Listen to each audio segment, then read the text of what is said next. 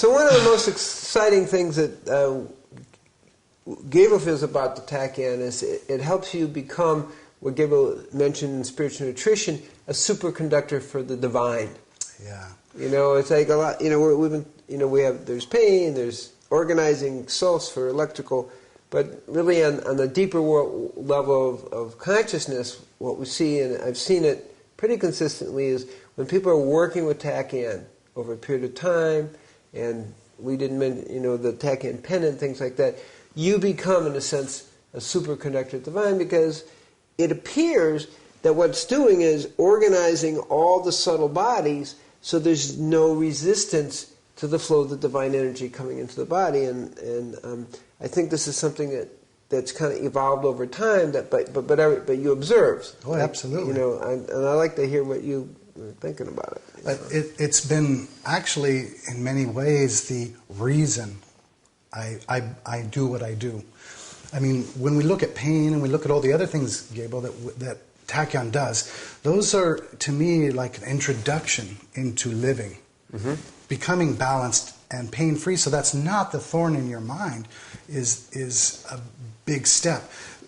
Blowing somebody's mind that can't understand why this happened and taking beyond that to realizing there's more is something else that's been a lot of fun.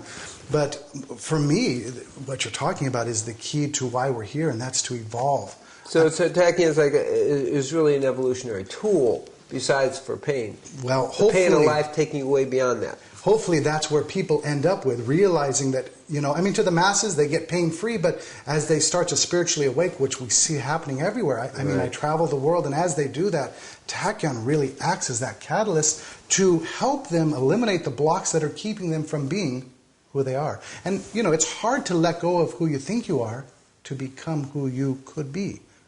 And Tahion really is a catalyst to opening that up. Becoming a superconductor, when we are that, then, the blockages aren't there, and we get fed from everything we see, we hear, we do, we love. It really changes and shifts. And I've seen this happen. I've seen it happen very successfully with lots of people, and I've seen people rise up, and then their egos take over sometimes, and then they become, I'm more powerful, and miss that next subtle step of even releasing that. And those are our challenges and our rewards for taking that spiritual quest of our own. See, it's interesting, because the word catalyst is a good term, because just like you can't eat your way to God, you can't tachonize your way to God. It does require consciousness, and to become a superconductor helps you access the divine energy, but then what you choose to do with it. So you can go into an ego state if you don't have the spiritual background to handle the increased energy. And I think that's a really important point that, we're talking about. It's like, whoa, having more energy does not make you liberated. You've got to have a context to hold the energy. Exactly. So by calling it a catalyst is, I think, a real accurate way to talk about it. And it's nice to watch, because I've been dealing with, I go to Europe quite often, and I'll deal with people over 3, 4, 5, 10, 15 years that I'll see them and watch how their lives unfold. And as a catalyst, they will go to a level, and then sometimes they just slow down right there for a moment, drop everything off and see, and then they'll take off again. And I think really that's the stepping stones of our evolution, and each person steps at a different rate. But this supports the rate that they want to step at. This opens up and has them ready for the next step, whether they're ready or not. But it is their choice to make the step. So it's not a push. It's an invitation of the divine. There's another metaphor I use. We call it the 5-sense biocomputer mind. Okay?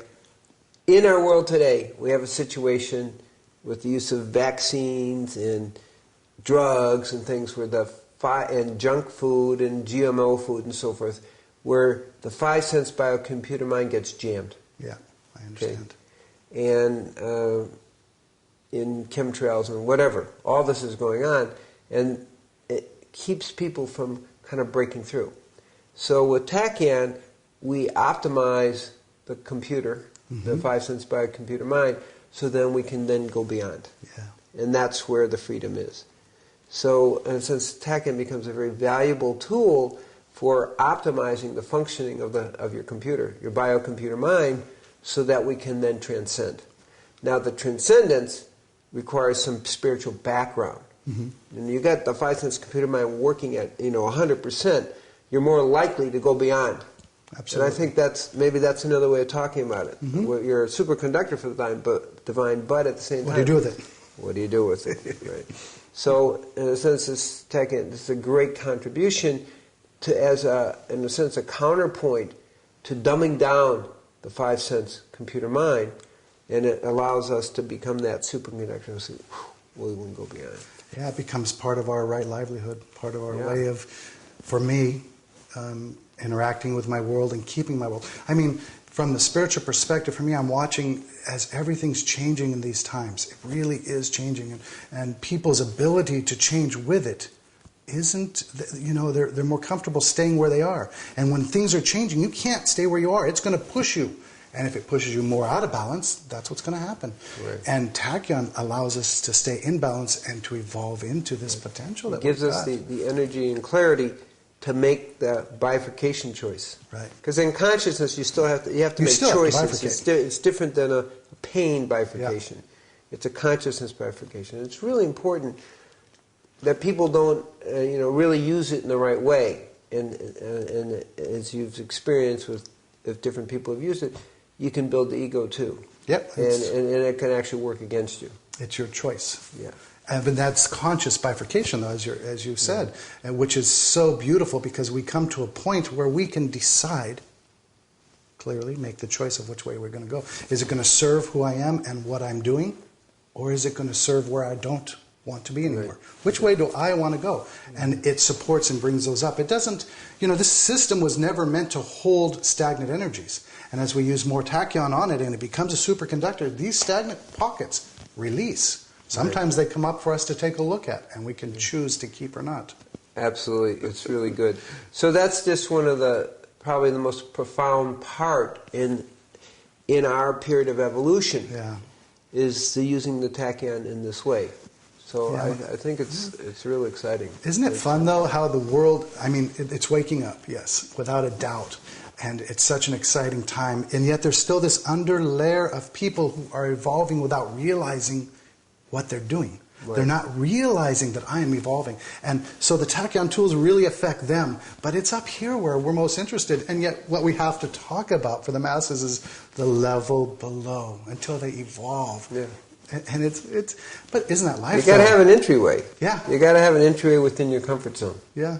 And that's the key there. Yeah. And pain is a key. Electromagnetic fields, cell phones. When you feel better, when you naturally ask, well, what else is there? Well, what else can we do with this?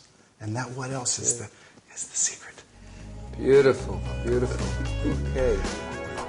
Well, it's been a pleasure playing with you. It's good to talk and share over these years. Yeah, been a lot of years. Thank you. Okay.